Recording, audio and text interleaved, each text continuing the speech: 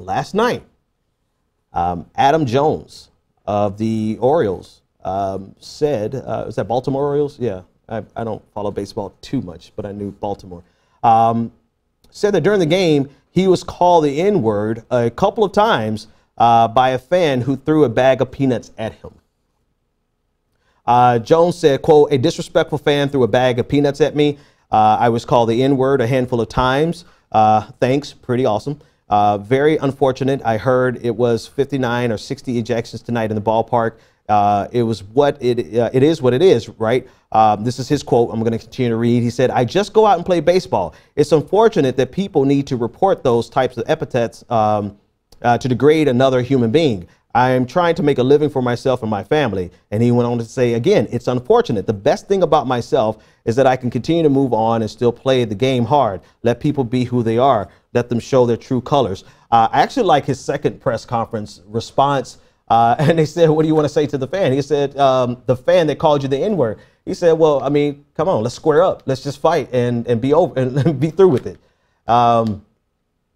That's my kind of response. Like, you really mean what you say, you know. But anyway, we're leftists. We're supposed to be peaceful. Anyway, I digress. This really goes to Michael Shea, the comedian from Saturday Night Live. He spoke about how racist Boston was.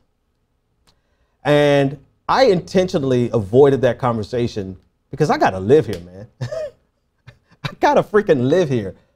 But Boston, man, Boston is a rough ass city. It is tough. It is not a liberal bastion by any means. Even if it was a liberal bastion, you're still going to find racism in liberal cities.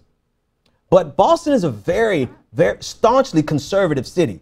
Case in point, you're watching me on the internet talk about progressive politics from Boston, but there's not a single terrestrial radio, regular radio station that has liberal commentary, progressive commentary. It is all right-wing, far right-wing conservative commentary.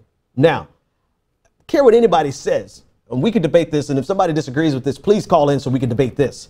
Where you find a lot of conservatism, you're going to find a lot of overt racism. You're going to find racism with liberals, no questions asked. You're going to find it. But this overt, palatable, visceral racism, you're going to find it in these types of communities. And this is what you have in Boston.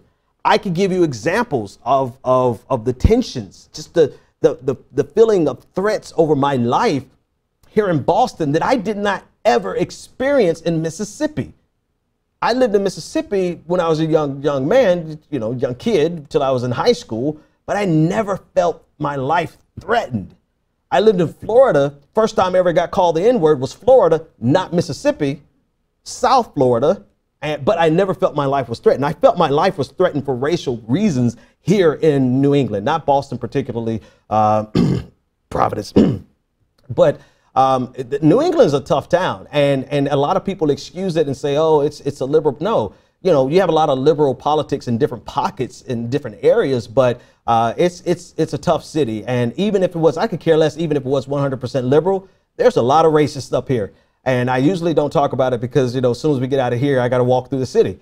and, you know, I just, you know, it is what it is. But the reality of it is that this type of behavior pattern, it's fascinating that you see it in sports, but you see it when people become angry and frustrated. We saw this in Boston at the hockey game like 2 years ago. There was a visiting team where the Boston Brewers lost because of a black player. And they didn't just say it at the game, but all over Twitter, they were using racial slurs towards this black player who beat the Bruins on that night. Now, we can take this and broaden this out from Boston because it's not just Boston. It's probably damn near every city that you go to. If you are playing a sports game and you happen to be black or Hispanic or something other than the cultural norm is the white starting base default position, and you beat somebody in a sporting event, it's possible you're going to get called a racial epithet. And that's because human nature, man, human nature, when somebody's pissed, human nature, they try to cut down, they try to hit you at the place that they think they can hurt you the most. And when we see this time and time again, another example that I would tie into this is American University. American University just elected their first African-American Student Government Association president. She's a member of Alpha Kappa Alpha Sorority Incorporated. And as a result of this being the first African-American SGA president, someone didn't like it.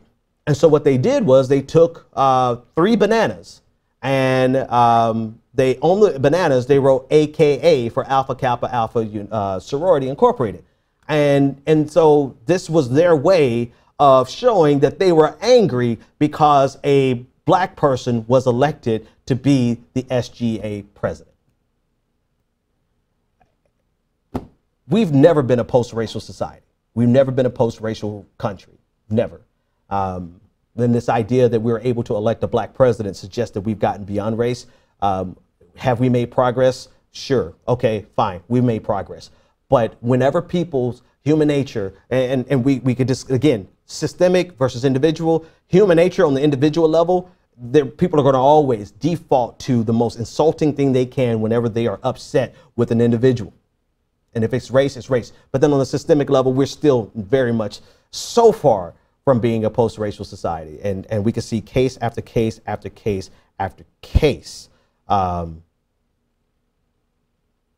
It's proven.